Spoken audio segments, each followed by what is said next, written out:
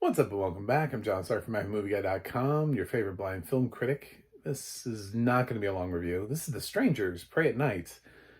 I had no idea this film existed, but it's on Max. And because I watched the first Strangers on Max, this immediately popped up in my recommended for you. And I was like, what? They made a sequel? 10 years? This movie was released in 2018. It stars Christina Hendricks and Martin Henderson. It's also got Bailee Madison in it. I know some people know who she is because they watched the Good Witch series. Child actress, grew up. But yeah, it's about a family this time that's how they changed it up, is that they made a family instead of just a couple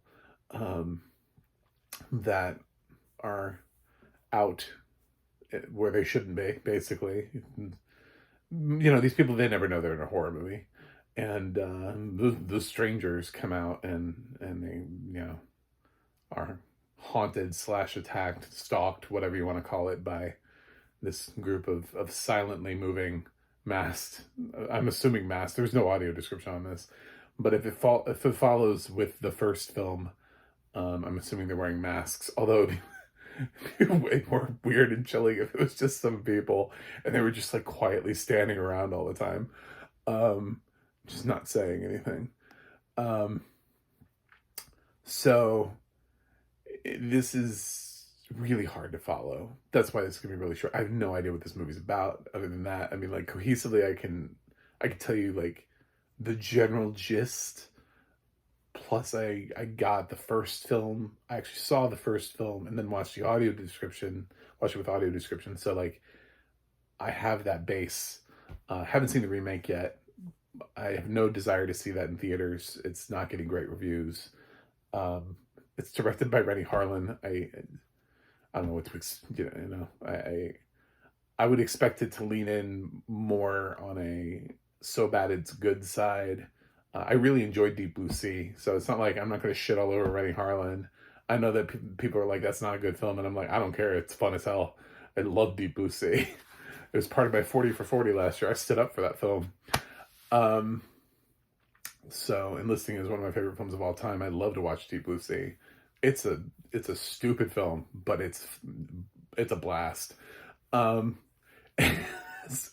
who knows what he did with that, but I have no idea what this movie's about. The most cohesive scene that I understood was when they got in a car accident, because it had a lot of dialogue. Because there was this extended dialogue between the dad and the son, where he's like, "You gotta go." "No, Dad, I'm not leaving you."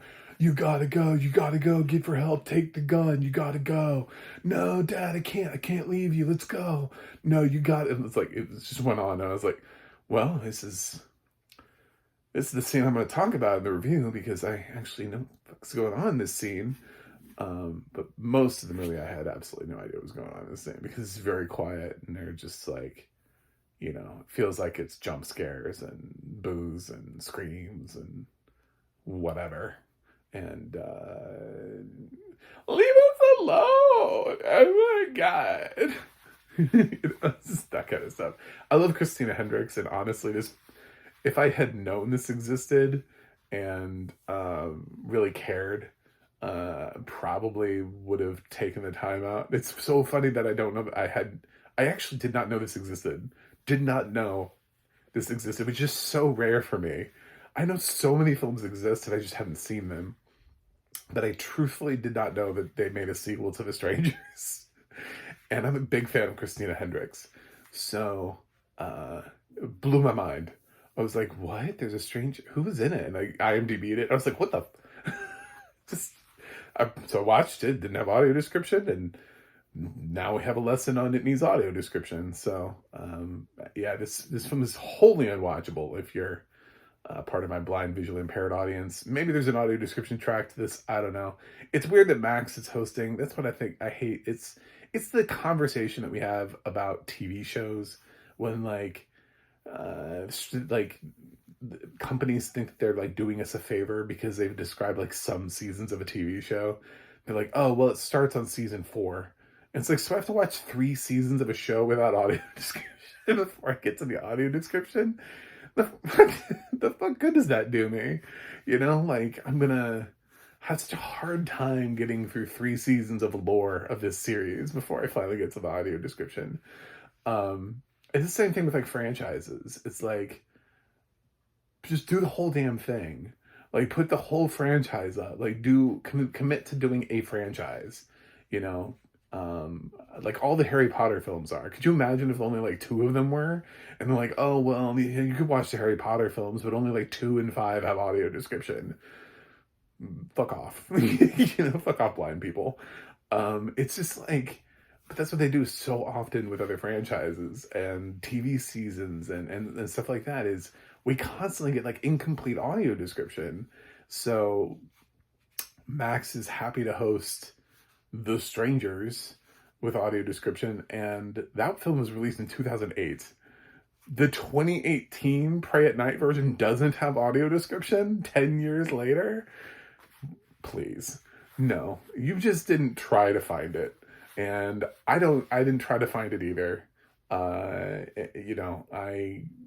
wasn't really thinking like a sequel to The Strangers was a great idea anyway. It's basically just going to continue to be more of the same thing. There's not much you can do with this franchise. So again, I don't know why there's a new trilogy of Strangers films. Like, what are you doing with this franchise? But yeah, Max should have picked up the audio description for this and did. So anyway, if you want to, you can check it out. It exists. I have nothing to say about it because I couldn't understand the film at all. Conceptually, I have no idea what happens in this film. I don't know if lives or dies, or it kind of suggests I think somebody's alive at the end of this, and then like there's like a moment where it's like, oh, or maybe not, like where you hear like a twist in the music where it's like, I don't know, maybe somebody's standing behind them, or you see like a stranger in the window or something like that, and it's like, did they follow her home? It's like, I don't know, but so yeah, of course my grade for Strangers Pray at Night is unwatchable because it's unwatchable without audio description. But I sat through it, the whole damn thing. This movie was short as fuck too. Like, really short. Like, really short. I watched, I think I finished like Ripley, the finale to that. I think that was longer than this in the same day. And that was like the final episode of the limited series on Netflix. And I think that was actually longer than this. I think it was like an hour and 10 minutes. It flew by, at max an hour and 15. It just like flew by.